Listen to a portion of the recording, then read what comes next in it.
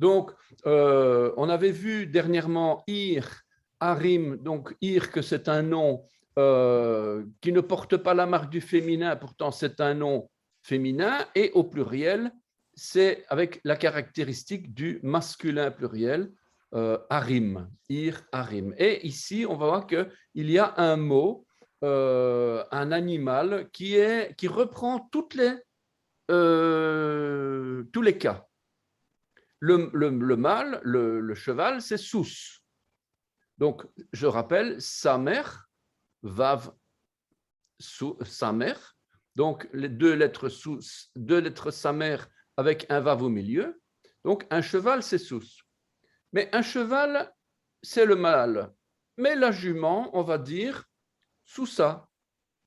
Donc, vous avez la même chose, sous, sauf que le féminin, on va ajouter un kamatz sous la dernière lettre et la lettre he. La lettre he qui est muette, donc celle-là, elle est muette, mais on va prononcer sous ça. On ne va pas dire sous ça ou quelque chose comme ça, quoi, sous ça. Donc, un cheval sous, une jument sous ça. Puis, on va prendre notre mâle, notre cheval mâle, et on va dire au pluriel soussim. Soussim. Soussim. Sur la dernière lettre sa mère, en dessous de la dernière lettre sa mère, on va ajouter un irik. On va ajouter le yod et le même sophite.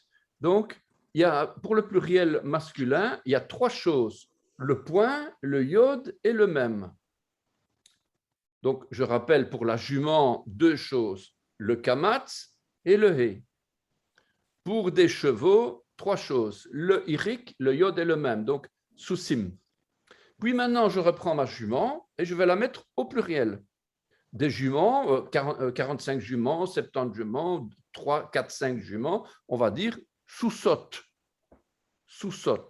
Donc, on a toujours cette racine de sous et on va ajouter donc deux choses, le vav avec le cholam et le tav, sous-sot.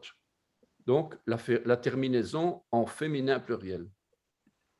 Je reprends mes chevaux, mais je n'en veux plus que deux et pas plus. Donc, c'est une paire de chevaux. Donc, on va dire soussaïm.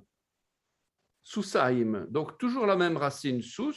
Qu'est-ce que j'ajoute? Un patar en dessous, le petit trait horizontal, le yod avec le point et le même. Donc, ici, pour la paire de chevaux, il y a 1, 2, 3, il y a quatre choses. Le patar, le yod, le irik et le même sophite. Et enfin, si je veux deux juments, ce n'est pas des juments, ce n'est pas 5 juments, non, ce n'est que deux. C'est plus sous sot que je vais devoir dire, c'est sous sataim. Sous sataim. Donc, sous. Alors, on a ici 1, 2, 3, 4, 5, 6 choses à retenir. Le kamatz en dessous du samer, donc sous ça. Le tav sous sat, et le patar sous sata. Le yod et le irik est le même, donc sous sataim. Donc je répète, un cheval sous, une jument sous ça, des chevaux sous sim, des juments sous sot, deux chevaux sous sim, sous saim et deux juments sous sataim. Voilà donc un récapitulatif de tous les cas dans le cheval. Donc, ça, c'est quelque chose que vous pouvez de temps en temps venir pointer vos regards pour vous rappeler des choses, quoi. Alors, on continue dans la matière et en hébreu, on a ce qu'on appelle un état. Donc, on avait le genre, le masculin, le féminin, le nombre, etc. Et puis maintenant, on arrive avec l'état absolu ou l'état construit.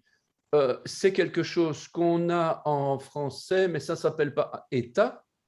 On va voir. On parle souvent de ces deux états dans les textes bibliques. Alors, qu'en est-il exactement?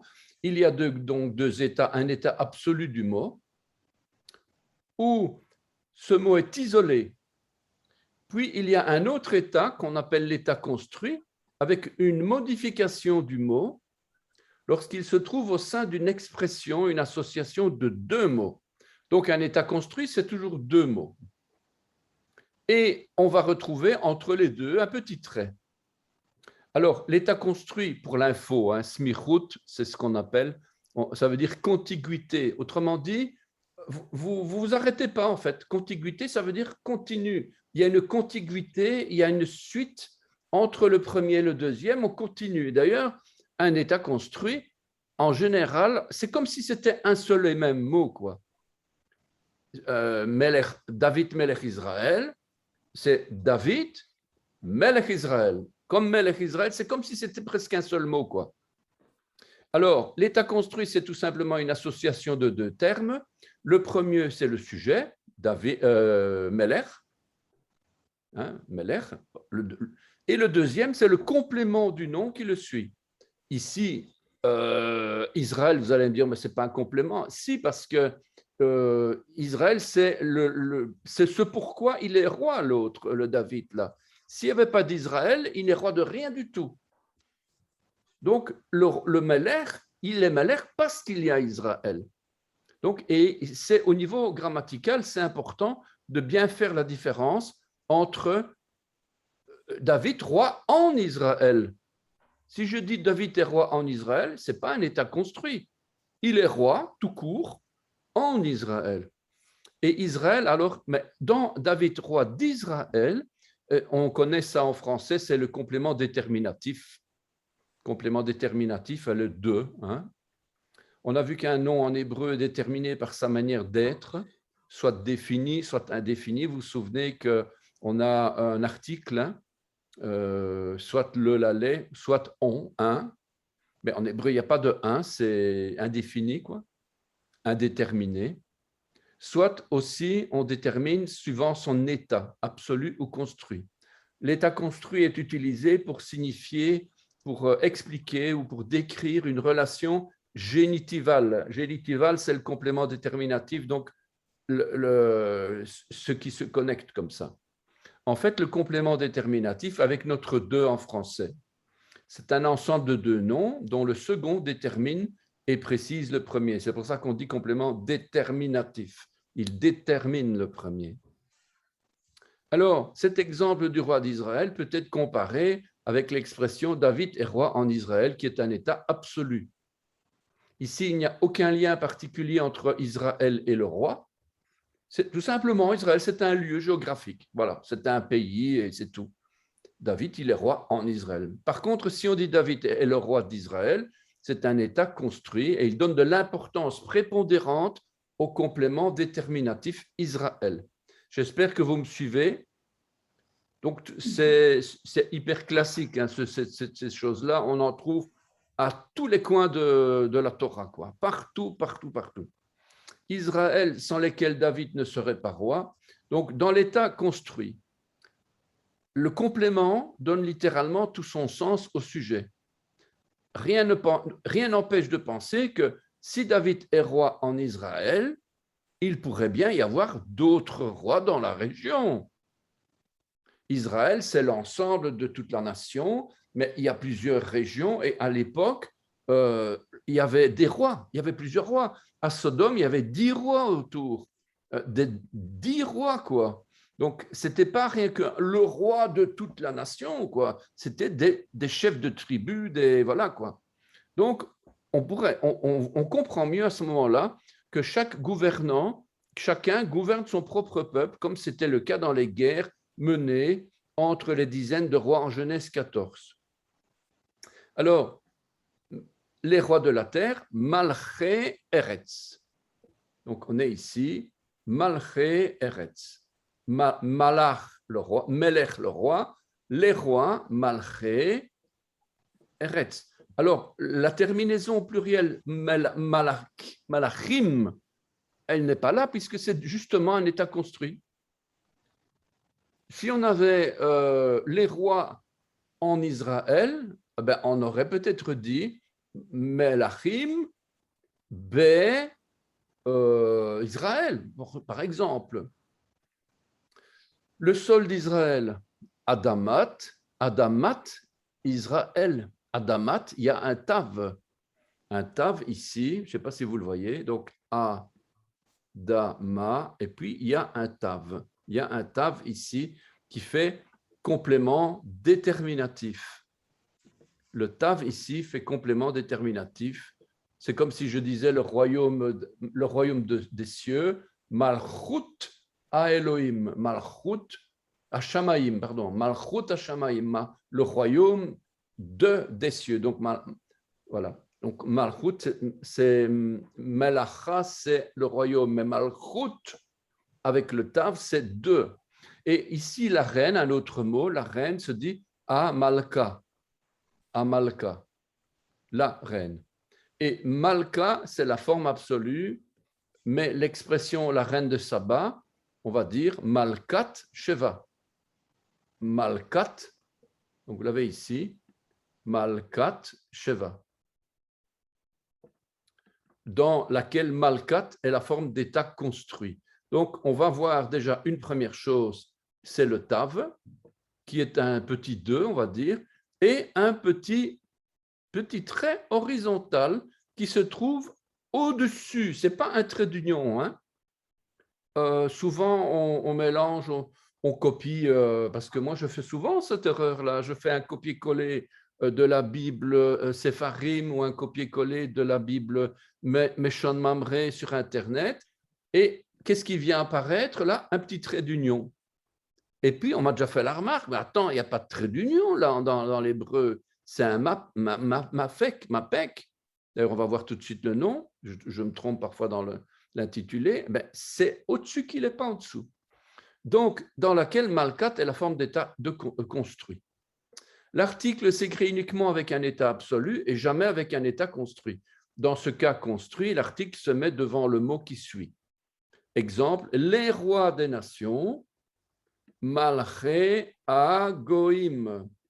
Malché Agoïm, les rois, les nations. Les rois, les nations, Agoïm. Donc, on a cet article, vous vous souvenez que l'article, il s'accorde. Enfin, il ne s'accorde pas, mais on doit le mettre aussi pour l'autre nom. L'hébreu biblique et l'hébreu contemporain se différencient nettement par l'hébreu moderne, car l'hébreu moderne préfère exprimer la possession ou l'appartenance par la préposition shel. Je ne sais pas si je vous en avais parlé. C'est une contraction en fait de Asher, les, qui est à. L'hébreu biblique utilise quand même ce mot, mais plus rarement, parfois tel quel, shel, parfois sous forme de préfixe, le shin et puis le mot.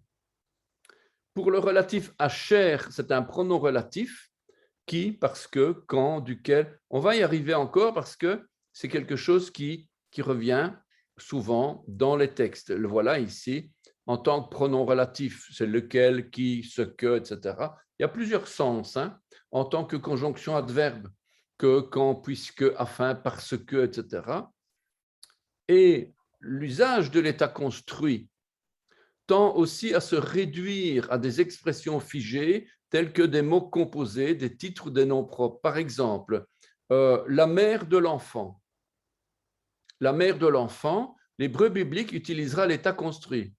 Comment on dit la mère en hébreu? On dit M. M. Pas la lettre M, donc c'est M. M, ha-yeled. M, ha-yeled. Tandis que l'hébreu moderne préférera la construction ha-ima, shel, ha-yeled. Donc, le shel, c'est le 2, en fait. Hein.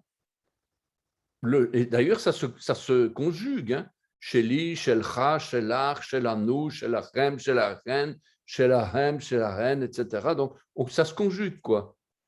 Eh bien, ici, j'ai mis les deux. Voilà, j'ai mis deux cas. À gauche, l'hébreu contemporain et à droite, l'hébreu biblique dans Exode 2.8.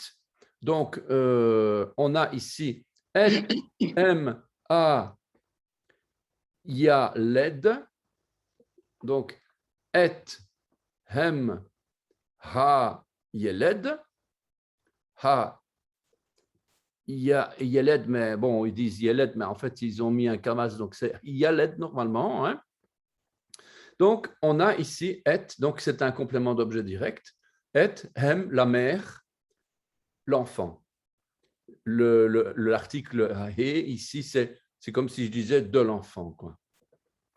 Par contre, en hébreu contemporain, haïma shel hayeled, haïma shel hayeled, c'est le préfixe, c'est le shel qui est parfois donné sous forme de préfixe, mais en fait, c'est un nom qui vient de Asher, les, comme je vous ai dit. Dans Deutéronome 13, 7, ne vous inquiétez pas si bon, ça paraît un petit peu sorcier comme ça, mais ce sont des règles hyper classiques. Et ça va revenir que finalement, à un moment donné, ça va faire tilt, quoi. Alors, on a Deutéronome tilt. Donc, je ne sais pas si dans votre Esther, il y a des pays, peut-être qu'on ne dit pas tilt, mais enfin, voilà, un déclic, quoi. C'est un déclic. Eh bien, dans Deutéronome 13, 7, l'enfant de ta mère, Ben Imcha, Ben Imcha. On vocalise normalement le mot Ben avec un ségol, avec un tséré. Mais ici, à l'état construit, cette voyelle longue deviendra un ségol, c'est-à-dire une voyelle courte, puisque c'est un mot construit, donc on va le lire plus vite. Puisque tséré est plus long que ségol. Ben, mais Ben Imecha, le « est beaucoup plus court. Et c'est pour ça qu'on est obligé de mettre un ségol ici. Bon, à un moment donné, vous finirez par comprendre le pourquoi des voyelles qui changent comme ça. Mais justement, c'est parce qu'on est dans un état construit, vous voyez. On prononcera alors l'expression Ben Imecha comme un seul et même mot, Ben Imecha. Voilà, je l'ai mis ici. Bon, c'est une erreur, hein, on n'écrit pas ça comme ça, hein, mais on la prononce comme ça, Ben Imecha. Ben Imecha. Alors, remarquez, on a un point, où est-ce que c'était? Oui, donc il y a un point dans le même. Donc, chaque fois qu'on a un point dans le même, on écrit en français courant 2 fois la lettre même. Donc, elle est dédoublée. Alors, quelques règles sur ce fameux état construit, quelques règles. Bon, l'article, pour définir un état construit, on place l'article devant le deuxième mot. L'article est devant le second terme uniquement. Donc, je vous l'ai montré ici. Par exemple, ici, ha, ima, shel, hayeled. Et ham, hayeled. Bon, ici, haïma, bon, ça c'est voilà, l'hébreu contemporain, ils ont mis l'article. Alors, donc l'article, pour définir un état construit, on place l'article devant le second terme uniquement. Le pluriel, pour mettre un état construit au pluriel, on met le premier terme uniquement au pluriel. C'est un peu logique. L'accord avec les états construits, les adjectifs et les verbes s'accordent en genre et en nombre avec le premier terme. C'est logique. On ne va pas dire David, roi des Israël, ou les rois des Israël. Non, c'est les rois d'Israël. Donc, c'est le premier mot qui est conjugué, quoi, accordé. Comme pour tous les autres cas, l'adjectif se place après l'expression qu'il précise. Si l'état construit est défini, son adjectif épithète doit l'être aussi. Il y a un cas particulier, c'est l'ifné, devant, ou après, acharei. Qu'est-ce que ça veut dire, l'ifné? C'est pour s'efface, mais ça veut dire devant. L'ifné, c'est les, panav. Panav, c'est la face. Et on va dire devant la face. Acharei, c'est achar. Achar, ça veut dire derrière, en arrière. Donc, on va dire après. Ces deux adverbes forment, avec le mot qu'ils introduisent, un état construit. L'article se place donc normalement devant le deuxième mot. Mais attention, c'est avec ce deuxième mot que les accords se font. C'est un petit peu compliqué, je dois avouer. Hein. L'ifné, donc pour avoir le sens de avant ou bien devant, quoi. Il peut introduire un complément de temps ou un complément de lieu. Acharei a le sens de après ou derrière. Dans l'état construit, on peut être amené à devoir modifier la vocalisation. Les voyelles, bon, ça joue souvent comme ça. Hein. Exemple, une bonne parole se dira dabar tov. Ici, tov est bonne, c'est un adjectif. Par contre, la parole du prophète dabar navi se prononcera plus rapidement dvar navi. Donc, on a les voyelles ici, elles vont changer. Ce n'est plus dabar navi, c'est dvar navi. Vous voyez ici, le B devient un V. Et parfois, vous me dites, vous, peut-être dans d'autres cours, on dit, oui, mais attends, tu lis le B ou tu dis le V? Il faut savoir, quoi. Il y a le point, donc c'est B, c'est la même lettre, en fait. Sauf que, attention, dans l'état construit, c'est le B devient V. Donc, dvar, navi. Il y a donc une transformation regardez, qu'est-ce qui a changé? Ici, c'est da. Da est devenu D. Le kamatz est devenu un sheva. C'est pour ça que dabar, tov, est devenu dvar navi. Dvar. Dabar navi devient dvar navi. Alors, voilà ce petit mapek, ça c'est pour l'info, mais il faut quand même savoir que ça s'appelle mapek, makef, et les termes d'un état construit sont souvent séparés par un tiret, le makef, qui est placé plus haut que le tiret normal. En hébreu moderne, ce tiret a généralement disparu. Voilà, c'est pour ça qu'il y a des différences quand même, hébreu moderne et hébreu ancien. En hébreu moderne, plus de tiret, puisqu'on occidentalise la grammaire, comme le shel, etc. Shel, sheli, shelcha. Le makef, c'est analogue à notre trait d'union, ça n'a rien à voir, mais voilà, c'est analogue. Et il indique que deux mots forment un groupe très étroitement uni. Les deux mots unis par le makef forment une unité phonétique. Une unité phonétique, c'est un ensemble qui se prononce d'une traite. Le premier mot n'a plus de ton principal et ne peut plus avoir qu'un ton secondaire. Il devient proclitique, on appelle ça proclitique. C'est-à-dire qu'il s'appuie sur le mot suivant, avec lequel il forme une unité phonétique. Et il est dépourvu d'accent. L'union indiquée par le makef est généralement plus étroite que celle indiquée par un accent conjonctif. Voilà, ce sont des règles. Bon, ben voilà quoi. Il y a d'autres choses que je vais vous expliquer du même acabit. Ne vous arrachez pas vos cheveux, en tout cas. Soyez cool, relax. C'est des choses qu'à un moment donné, ça finit par rentrer. Au début, c'est un petit peu ardu, mais vous allez voir que no stress. Le makef peut unir 2, 3 ou même 4 mots. Voilà, j'ai pris un exemple ici, Genèse 25, 5. Et Abraham donna tous ses biens à lui, à Isaac. Traduction littérale. En français courant, Abraham donna tous ses biens à Isaac. En hébreu, tous ses biens à lui, à Isaac. Vaïten, Avraham, et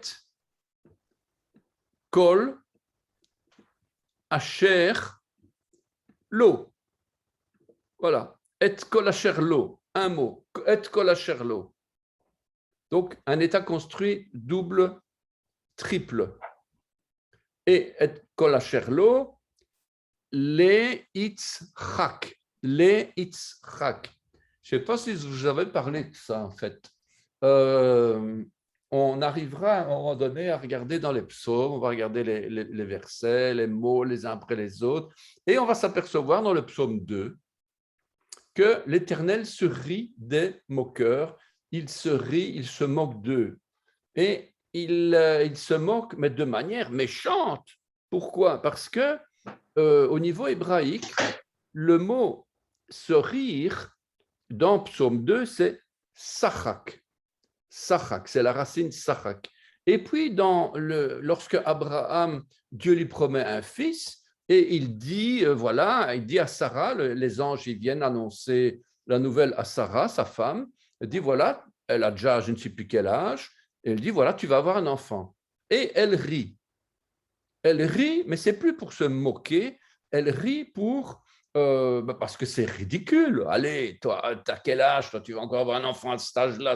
Ben non, quoi. Eh bien, elle rit de cette annonce, et le mot, c'est pas sachak, mais c'est tsachak. Donc, il y a deux verbes, tsadé, ou sachak ou tsachak. Donc, il y a des choses qui sont... et on a justement ici les Yitzhak. Les Yitzhak, c'est la racine qui va donner Isaac, dans lequel on a l'autre mot qu'on trouve dans le psaume 2 où Dieu se moque des méchants, c'est Sachak, il se moque, il les méprise. Tandis qu'ici, Sarah ne méprise pas l'ange qui lui fait l'annonce. Pourquoi? Parce que ce n'est pas le même mot, mais c'est quand même aussi le même sens de dire se moquer, rire. D'ailleurs, ça va donner le nom Yitzhak, ça veut dire rire, Yitzhak. Et la différence entre Sachak et Yitzhak, c'est que ici, on a le tzadé qui est le juste. C'est la lettre qui change. D'un côté, on a Samer, Chet, Kouf, Sachak, et ici, on a Tzachak. Autrement dit, cette moquerie, ce rire que Sarah, elle a eu, c'était plus fort qu'elle, quoi. Elle ne pouvait pas résister à une bêtise. Pour elle, c'était une bêtise. Et c'est une bêtise, d'ailleurs. Dire à une femme qui a 80, 90 ans, tu vas avoir un enfant, ça fait rigoler, quoi. C'est du n'importe quoi, elle va se dire. Et voilà, donc, mais ce n'est pas pour se moquer de l'ange, c'est vraiment quelque chose d'impossible. Et Dieu, d'ailleurs, va lui dire, à Dieu, rien n'est impossible. Et voilà, donc, et c'est le juste, le mot est dominé par la lettre Tzadé. Je voulais le dire parce que c'est, tant qu'on a profité de parler d'Isaac.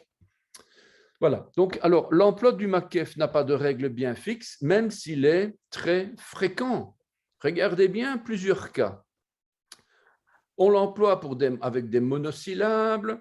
Ainsi, parmi les noms, on a presque toujours avec makef ben, le fils, ou bat. Donc, vous savez, ben, c'est bet avec nun, sofit, hein, et vous allez avoir le makef derrière. Le fils de, le fils de, le fils de, le fils de. Ou bien la fille de bat, on va de nouveau retrouver le makef. Dans certains textes, vous n'allez pas retrouver votre makef parce que c'est une version avec des caractères simplifiés, etc. Mais dans les textes, dans les Sefer Torah, dans les Sepharim, c'est obligé, il faut le makef. Alors, par contre, en araman avec makef, la mère. M. C'est rare. Alors, Shem et Shem le nom. Jamais Av est à construire Avi, le père. À l'état construit Kol, tout, est plus fréquent que Kol avec un Kaf et un Rolam. Donc, on retrouve plus souvent Kol Israël avec un Kamatz, un Kometz, on va dire un Kometz ou bien un Kamatz Kratouf. C'est-à-dire le Kamatz pour faire le A, mais qu'on prononce O. Alors, les particules suivantes ont presque toujours le makef.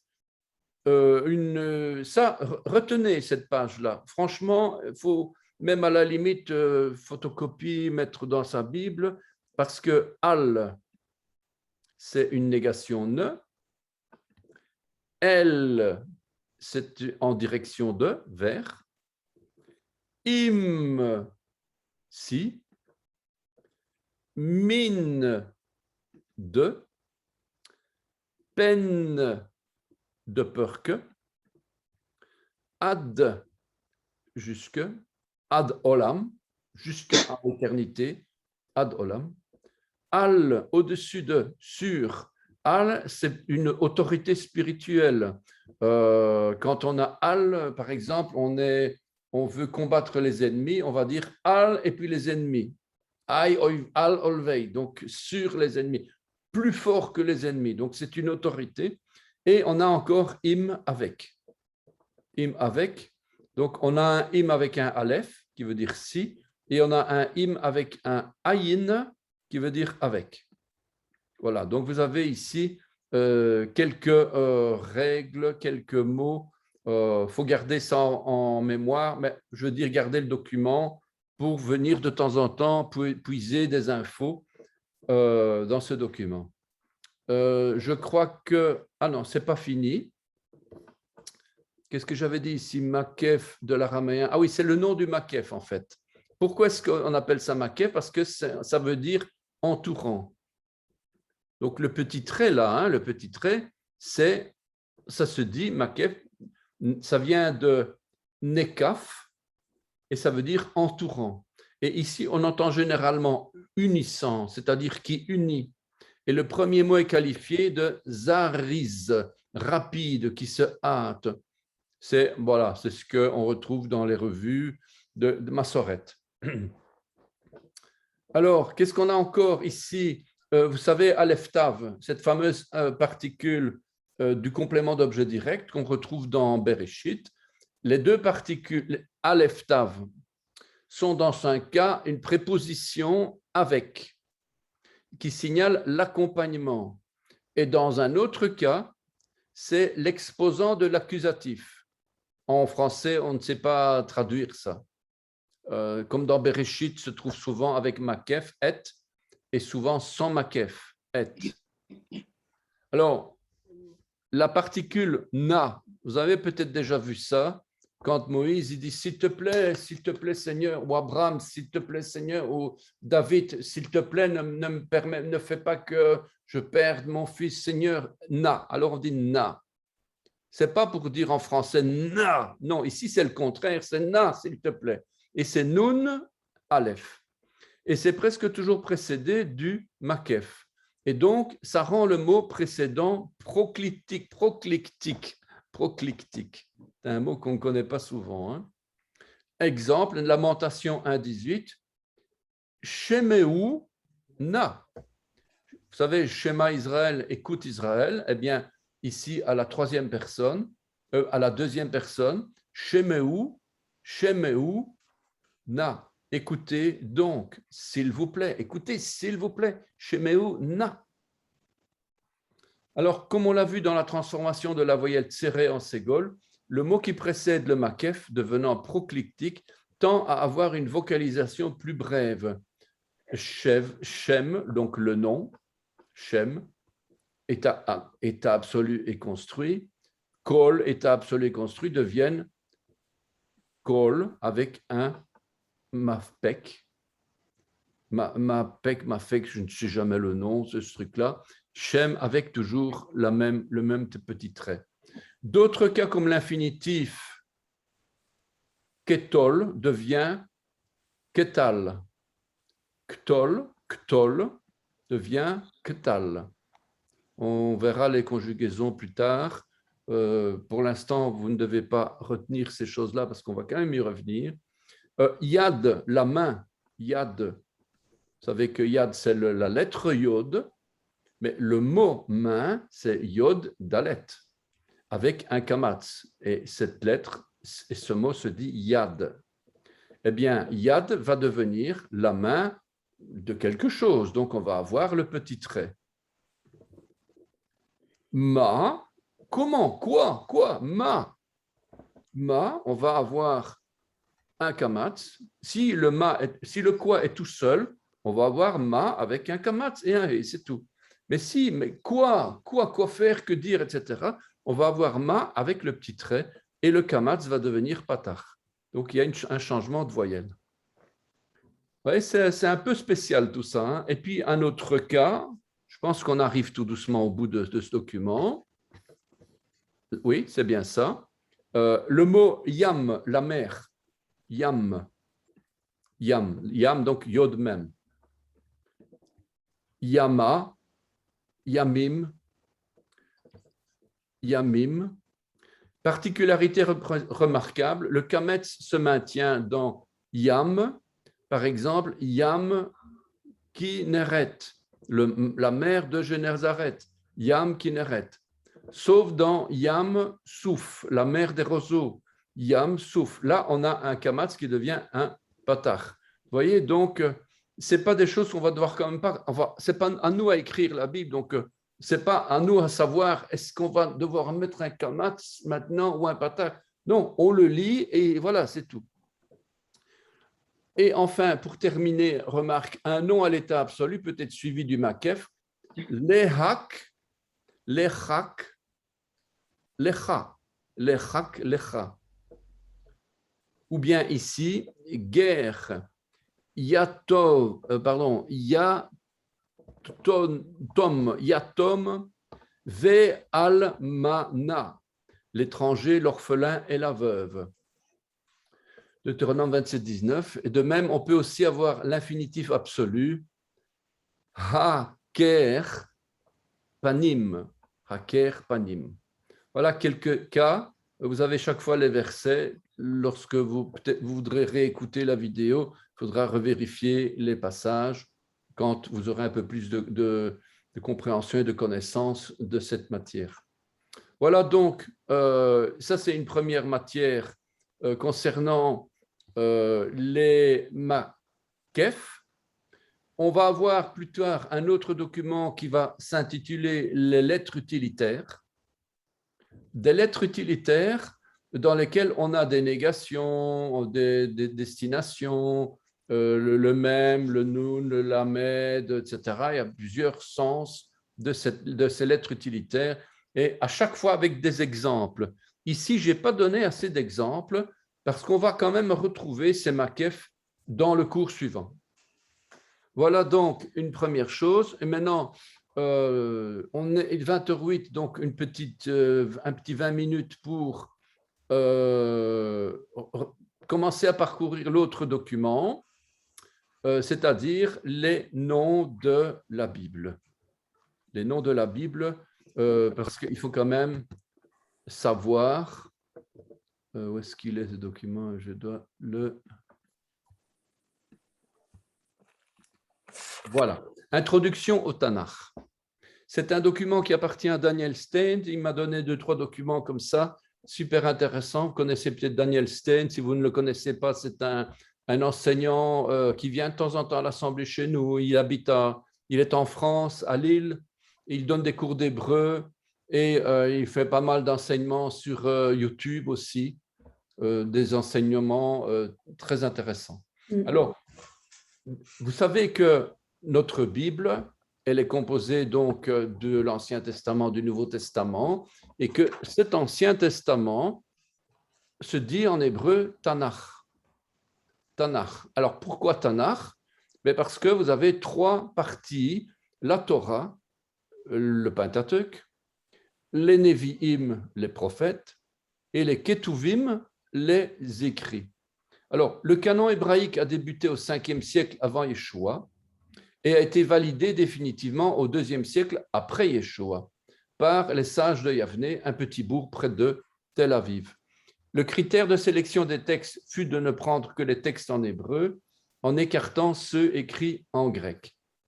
Donc, Torah, je vous rappelle que ça veut dire, vous le savez, je suppose que ça veut dire la loi, mais ça veut dire aussi l'enseignement, l'instruction.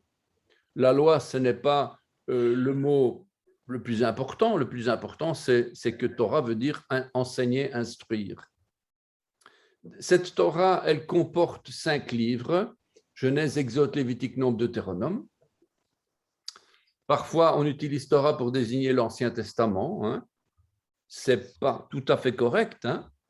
Enfin bon, c'est les habitudes qui sont ancrées comme ça, ben, finalement, ça devient difficile de changer ça.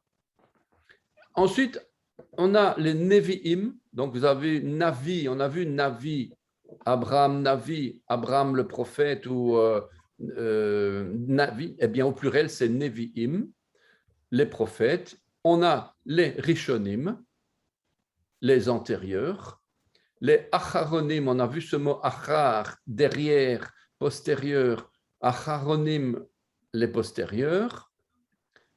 Voilà, donc les Rishonim, les livres historiques, et les Acharonim, c'est Ésaïe, Jérémie, Ézéchiel et les 12 petits prophètes, puisqu'il y en a 4 grands et 12 petits. Je vous rappelle que les 4, ce n'est pas parce qu'ils sont grands qu'ils sont plus importants, c'est simplement la longueur de leur prophétie est plus longue. C'est pour ça qu'on considère les 4, Ésaïe, Jérémie, Ézéchiel, Daniel, comme les plus grands, en termes de longueur, pas en termes d'importance. Amos peut être aussi important, si pas plus que Ésaïe. Amos, c'est un petit prophète. Hein. Ça n'a rien à voir avec son importance au niveau révélation. Alors, et d'ailleurs, les 12 petits prophètes qui ne faisaient qu'un seul rouleau au départ. Voilà. Ketuvim les écrit, puisque ça vient de Katouf, écrire, qui comprennent tous les autres livres. Et le peuple d'Israël représente le Tanakh de la manière suivante. On a la Torah au milieu, c'est le noyau universel qui est donné sur des terres qui n'appartiennent à personne, désertiques. Dieu parle directement à l'humanité, c'est la révélation. Puis, autour de ça, on a les Névim, les hommes qui vivent des temps difficiles. Il faut que Dieu éclaire et avertisse. Dieu inspire alors des hommes particuliers, les Névim, les prophètes. Et puis, tout autour, on a Ketuvim, les hommes réfléchissent sur leur sort et écrivent sous le regard de l'Éternel. Alors, on va rentrer dans les noms. On va commencer, hein, on ne va pas décortiquer chaque nom, mais on va quand même les lire, parce qu'il faut quand même les connaître.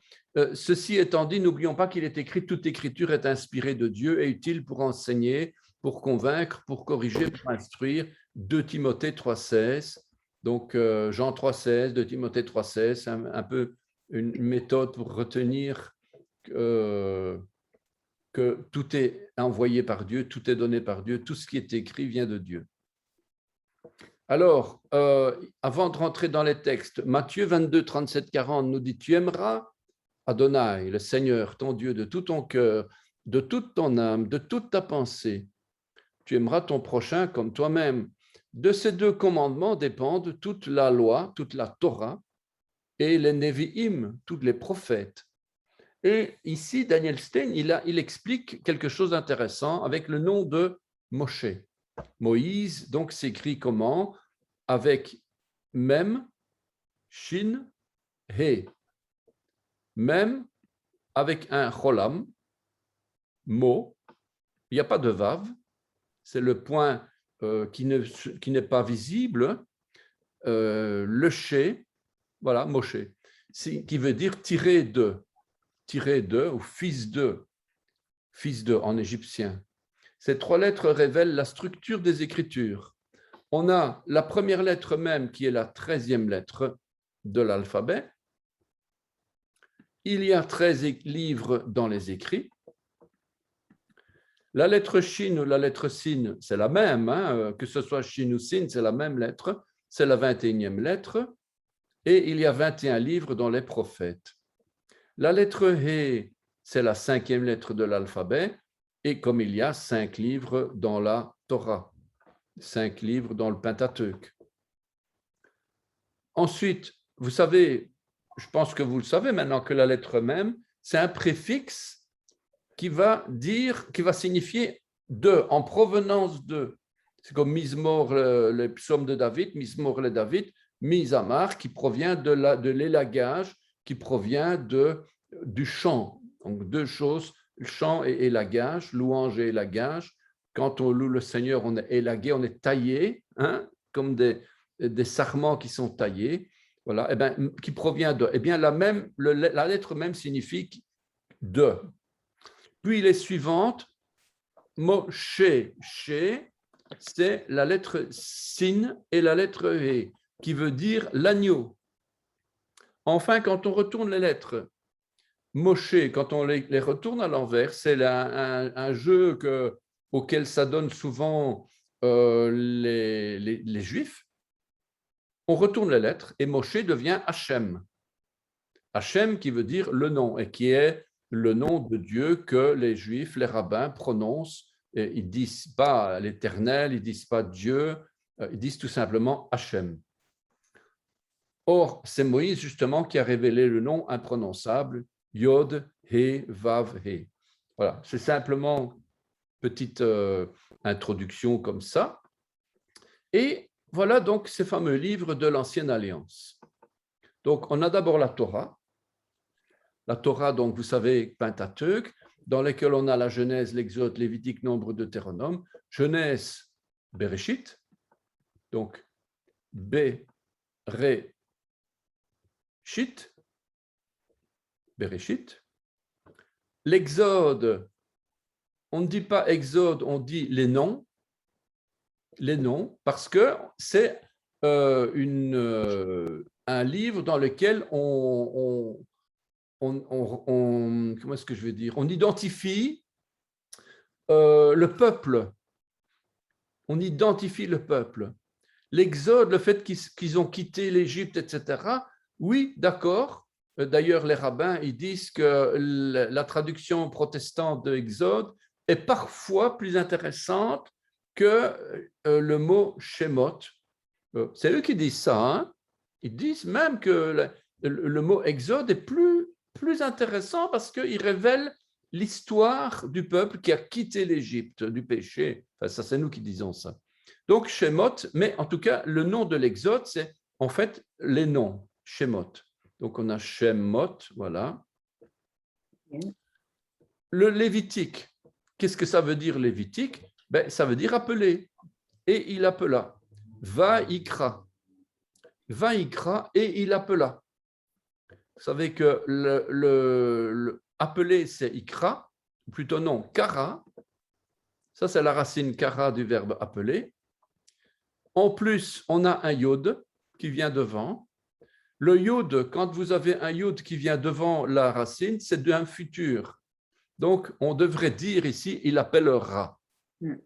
Mais comme on a un vav devant, vaïkra, donc, et il appellera, ou et il appela, puisque ça devient le vav change le temps du futur en passé. Et donc, le futur devient passé. C'est pour ça qu'on dit et il appela.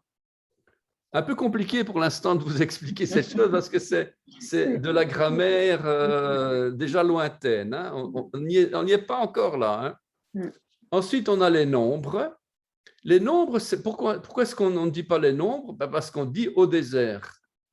Donc, le vrai nom biblique, c'est B Midbar. B Midbar. Donc, B Midbar. Et qu'est-ce que c'est Midbar? C'est le dabar, la parole. La parole. Midbar, le désert, c'est ce qui provient de la parole. Midbar, c'est ce qui provient de la parole. Et Bemidbar, c'est dans ce qui provient de la parole. Donc, les nombres ou au désert, traduit de manière simple, mais littéralement, c'est dans ce qui provient de la parole. Autrement dit, on va recevoir, le peuple va recevoir la parole de Dieu où? Dans le désert, jamais ailleurs. Nous, on reçoit la parole, on reçoit Yeshua, c'est justement quand on est dans le désert. Il ne va jamais venir nous sauver, etc., quand on est en bonne santé, quand on va bien, quand on n'a pas besoin de lui, etc. Alors qu'ici, justement, Bemidbar, c'est la parole. Et le quatrième, le livre du Deutéronome, Devarim, vous avez vu que Devarim, c'est le dabar. Le dabar au pluriel. Et ce n'est pas dabarim, c'est devarim. Donc, il y a déjà une modification de la vocalisation. Devarim. Devarim, ce sont les paroles. Donc, Genèse, Exode, Lévitique, Nombre, Deutéronome, c'est quoi? C'est au commencement, les noms. Et il appela au désert et paroles. Et il y en a un qui a nommé ces livres de la Bible comme ça, c'est Shuraki, les Bibles Shuraki. Donc, quand vous regardez, d'ailleurs, Bereshit, ce n'est pas écrit Bereshit, ce n'est pas écrit Genèse, c'est écrit en tête. L'en-tête de la Bible, en tête, c'est comme ça qu'il a commencé. Une en-tête, hein, une en-tête de lettres, hein, vous voyez. 20h20, encore 5 minutes, on va dire, encore 10 minutes à peu près. Alors, on passe directement. Alors, oui, l'ordre des livres, c'est absolument pas le même que les livres protestants.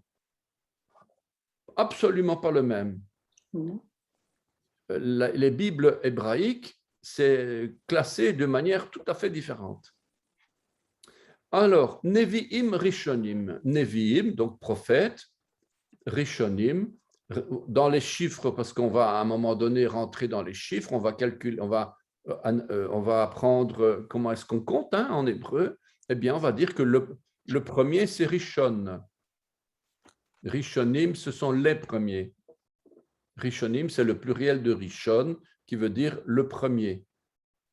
Comment on dit un 1? Vous savez comment on dit un 1 en hébreu? Un, Dieu Echad. Ah, vous avez fermé vos micros. Un, donc Echad, c'est un. Dieu un. Ça, c'est un. Ça, c'est un chiffre cardinal. On appelle ça un chiffre cardinal. Par contre, un chiffre ordinal, c'est-à-dire dans l'ordre premier, second, deuxième, troisième, quatrième, ça, ce sont des chiffres ordinaux dans l'ordre. Eh bien, le premier, c'est Rishon, au pluriel, Rishonim. Nevim Rishonim. Alors, Josué, Yehoshua, je suppose que ça, vous le saviez, Yehoshua qui est un des noms qui va donner Yeshua, le salut de l'Éternel. Yeshua, ça voudra dire Dieu sauveur, tandis que Yehoshua, c'est Dieu est le Dieu sauveur ou salut de l'Éternel. Ensuite, on a les juges Shoftim, les juges, les gouverneurs. Puis, on a Shmuel, Samuel 1, donc on va dire Shmuel Aleph. Et puis, on va avoir Shmuel Bet. Aleph, c'est 1, Bet, c'est 2. Ensuite, le livre des rois, on va dire Melakim, ou plutôt Melachim. Ici, Daniel, il ne met pas le H, moi je mets le H. Et il a mis un petit trait souligné pour dire Melachim. Ce n'est pas un K. On doit prononcer le Ch guttural de la gorge. Pas facile de se mémoriser ça. Melachim, Melachim Aleph et Melachim Bet. Donc, 2 rois, c'est Melachim Bet. Voilà, donc on a fait la Torah, on a fait le livre des prophètes. Alors, Nevim Acharonim, les derniers prophètes. Neviim Acharonim, le plus grand, comme on pourrait dire le plus grand, le plus important, on va dire, c'est le livre d'Ésaïe qui a 66 chapitres et on dit d'ailleurs que ces 66 chapitres sont une représentation prophétique des 66 livres de la Bible.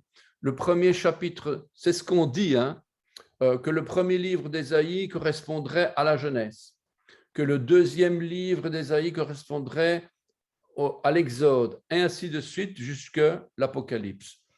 C'est ce qu'on a dit. Bon, moi, personnellement, je n'ai jamais vérifié. C'est une info. C'est pour ça qu'on est presque sûr que 66, c'est bien le nombre de livres. Si les catholiques disent « oui, mais il y a les livres apocryphes », je suis d'accord, ok, il y a les livres apocryphes, même les juifs, ils ont des livres apocryphes, mais au niveau de livres inspirés, reconnus par le canon biblique, c'est 66. 39, 27. 39 Ancien Testament, 27 Nouveau Testament. Donc, Ésaïe, Yeshayahu, Yeshaya, ça veut dire salut, le salut, Yesha, Yeshua, Yesha, de Yahvé, de Yahou, le salut de l'Éternel. Yirmeyahu, c'est l'Éternel t'élèvera. On a ici la racine Rouma, Rouma qui veut dire élevé, et on a ici Yod, c'est-à-dire Yahvé, Remaya, donc l'Éternel l'élèvera. Pourquoi on l'élèvera? C'est parce qu'on a un ou à la fin. Un ou à la fin qui veut dire le lui là, il l'élèvera lui là. Ensuite, Ézéchiel, Yecheskel, Yecheskel, Yecheskel, que l'on dit en français Ézéchiel. Alors, Chazak ici, la racine Chazak veut dire la force. Donc, vous voyez bien, on retrouve toutes les racines dans les noms. Chazak, donc les trois lettres, hein. Chet, Zayin, Kouf. Donc, Chazak, la racine. On ajoute un yod. On ajoute le Aleph de Dieu, Aleph, Lamed, donc la force de Dieu. Hein. Ézéchiel, donc la force de Dieu. Ensuite, Osée, c'est le nom de Josué, avant qu'il n'ait été renommé par Moïse. Osée, Oshéa, vous savez que Josué s'appelait Oshéa avant. Et puis, un peu plus tard, Moïse va le renommer. Il lui dit, tu ne t'appelleras plus Oshéa, mais tu t'appelleras Yehoshéa. Donc, qu'est-ce qu'il fait Moïse? Il ajoute, c'est inspiré par Dieu, bien sûr, il va ajouter devant Oshéa, ici, il va ajouter la lettre Yod. Ce qui va remplacer, évidemment, les voyelles vont un peu changer. Ce ne sera plus ce sera plus Oshéa, mais ce sera Yehoshua. Yehoshua. Et ça va donner après Yeshua. Et Oshéa veut dire salut, délivrance. Mais il n'y a pas de Dieu encore. Vous voyez, Dieu n'est pas encore là. À partir du moment où on va ajouter le Yod, alors c'est Dieu et délivrance. Vous voyez? Oshéa, donc voilà. Ensuite, Joël qui est Yoël, l'Éternel est Dieu. Donc on a, regardez, El c'est Dieu et Yahvé est Dieu. Yahvé est Dieu. Yoël, ça veut dire l'Éternel. Yahvé est Dieu. Amos, que veut dire Amos? Amos veut dire qui porte un fardeau. Amos veut dire qui porte un fardeau. Ensuite, Ovadia. On ne va pas arriver jusqu'au bout, hein. Ce n'est pas grave, on va s'interrompre ici. Ovadia, là, on va retrouver déjà quelque chose que vous connaissez peut-être, c'est le Oved. Oved, du verbe avad, travailler, abad. Oved, c'est le serviteur, c'est l'esclave aussi. Eh bien, si j'ajoute derrière Ya, voilà, j'ajoute derrière Yahvé, eh bien, je vais avoir Ovadia, serviteur de Dieu. Vous savez, c'est un véritable Lego, hein, l'hébreu. Vous pouvez même vous-même, je ne sais pas moi, je prends, allez, Julieta, Julieta, Ya. On ajoute le Ya derrière ou le He, voilà. Et on peut former des mots comme ça. C'est un Lego, c'est un vrai Lego. Évidemment, bon, ce n'est pas biblique, mais bon, en attendant, non, Julieta, Ya, ça ne veut rien dire. Il faudrait que Julieta, on puisse trouver la racine. Je ne sais pas, Esther ou Stara, ça c'est un mot biblique. Laurence, je ne sais pas. Vanessa, je ne sais pas. Peut-être que, parce que souvent les noms, ils viennent de l'hébreu, souvent. Hein. Vanessa, je ne saurais pas dire. Laurence, Laurence, peut-être. Hein. En tout cas, je sais que Esther, ça vient de la Bible, donc là, on pourrait retrouver la racine.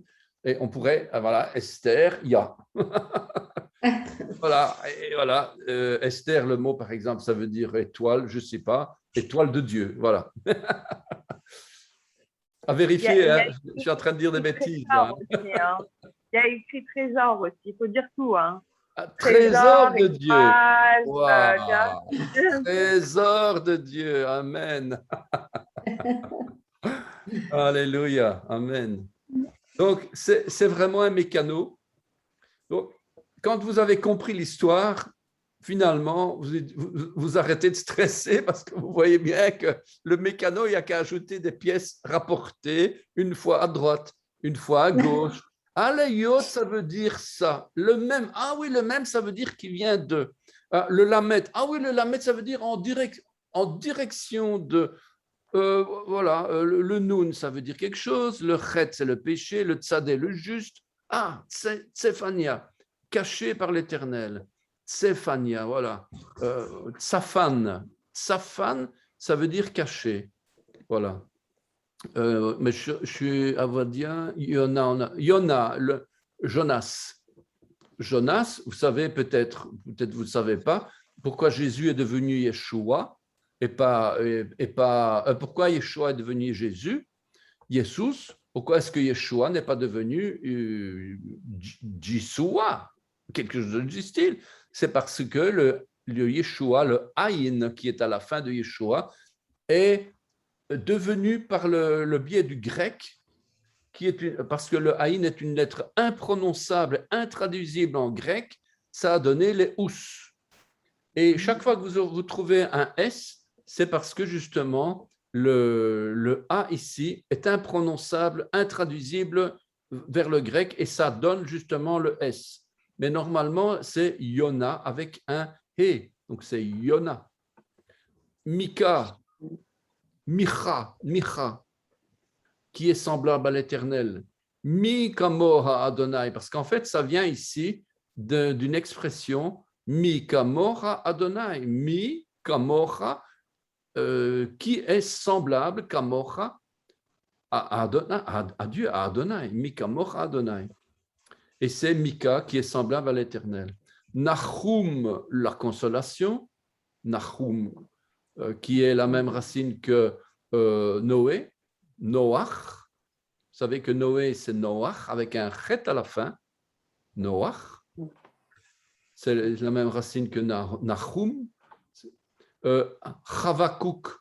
Chavakouk, c'est amour qui embrasse. Tsefania, caché de l'Éternel. Chagai, âgé. Âgé, en fait, veut dire la fête. Chag Sameach, bonne fête, quand on achète les fêtes de l'Éternel. Chag Sameach. Eh bien, ici, c'est Hagé Sameach. Zacharie, Zecharia, l'Éternel se souvient, puisqu'on a Zachar, la mémoire. Zachar, c'est la mémoire. Messager de l'Éternel, Malachi. Malachi. Donc, messager de l'Éternel, Malachi, voilà. Voilà, donc je vais m'arrêter ici parce qu'on a loin d'avoir ça. Ben, on a presque fini. Ben, allez, je vais vite faire, allez, c'est vite fait. Tehilim, les louanges. Tehilim. Mishlei, les oracles. Yov, Job. Shir Hashirim, le chant des chants. Ruth, la Ruth, quoi. Eicha, comment? La lamentation veut dire comment. L'Ecclésiaste, Coëlette, celui qui prêche à la foule, ça a donné d'ailleurs Keïla. Et Ecclésiaste, ça a donné d'ailleurs Ecclésia. Donc Ecclésia, l'Église, la Coëlette, et d'ailleurs on parle de celui qui prêche à la foule, Coëlette. Esther, voilà, ah ben voilà, trésor. Voilà, bien trouvé, Esther, trésor. Voilà. Daniel, Dan, c'est quoi Dan? C'est le jugement. Dan, c'est le jugement. Le juge. Daniel, donc Dieu est mon juge. Ezra, le secours. Vous savez peut-être que Ebenezer, la pierre, Ezer du secours, la pierre du secours, eh bien, Ezra, voilà, c'est le mot, c'est la racine Ezra, le secours. Nehemia, on retrouve de nouveau notre Noach, la racine de Néhémie, Noé et l'autre qu'on a vu ici plus haut, Nahum, c'est la même racine, Noé, puisque la consolation, c'est Noé, quoi. Nehemia, de Ya toujours. Et puis les chroniques. Alors les chroniques, c'est un truc qui vient de, je ne sais même pas d'où ça vient, le nom chronique, mais en tout cas, ce sont divrei. Ça vient de, divrei, c'est le pluriel construit de dabar. Un dabar, des debarim ou des divrei ha-yamim, les paroles des jours. Donc, c'est un état construit. Et normalement, ici, on aurait dû avoir le petit makef. En tout cas, dans un titre, on ne va pas mettre un makef, donc, mais c'est divrei ha-yamim, les paroles des jours. Et qu'est-ce que c'est ça, ha-yamim? C'est yom. Yom. Le vav qui est dans le yom, faire o, il a disparu. Il est remplacé par un double yod. Oui, c'est ça. On a un double yod ici. Donc, normalement, on devrait écrire ici 2 Y. Divrei hayamim echad, divrei hayamim bet. Pardon, aleph bet, excusez-moi. Divrei hayamim aleph, divrei hayamim bet. Voilà donc les noms. C'était en triple vitesse, évidemment, mais c'est super intéressant d'avoir cette liste dans les yeux, parce que quand on lit la Torah, on sait quand même le thème du livre.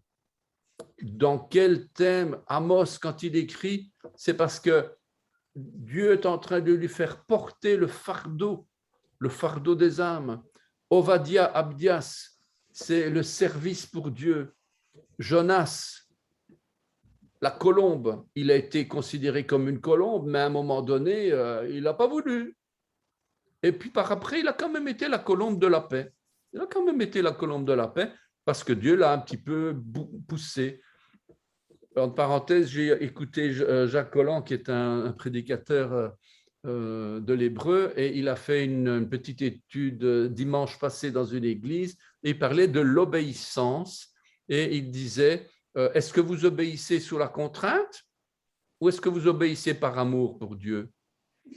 Alors là, ça c'est une bonne question, parce que on est sauvé, on veut pas être condamné à l'enfer, donc on va obéir par contrainte, quoi. Mais c'est pas ça que Dieu il veut. Dieu il veut qu'on obéisse par amour. Et Yeshua, il a obéi par amour, tellement qu'il voulait obéir, et c'était vraiment quelque chose qui était plus fort que lui, c'est d'obéir par amour. Voilà. Voilà, donc et vous avez dans le document, vous lirez, hein, ici il y a Torah, Bereshit, Shemot, Bemidbar, Nevi'im, il y a encore d'autres commentaires. On pourra le relire ensemble si vous voulez plus tard. Donc voilà, donc quand vous aurez un petit peu plus les notions de la lecture des lettres et des mots, parce qu'on va commencer tout doucement à lire des mots ou des versets. Alors, quand je verrai que ça ira bien, alors on pourra commencer avec le psaume 1.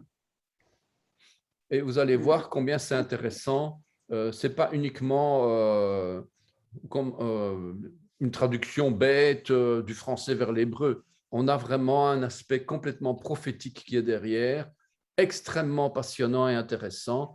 C'est un véritable trésor que Dieu met en réserve pour ses enfants. Et en tout cas, je vous promets vraiment la joie du cœur, hein, parce que moi, chaque fois que je rentre là-dedans, je suis béni, quoi. Voilà, donc merci en tout cas de votre patience, parce qu'il est quand même déjà 20h40. Merci. Merci à Voilà, donc je vous enverrai les enregistrements, donc celui-là et le précédent. Oui. Et je vous souhaite une bonne journée. Merci. Bonne soirée. Une bonne soirée pour les autres. D'accord. À mardi. Et à mardi prochain. Mardi, ouais. Au revoir à tous. Au Bonne revoir. soirée, bonne journée. Au revoir. Au revoir. Salut.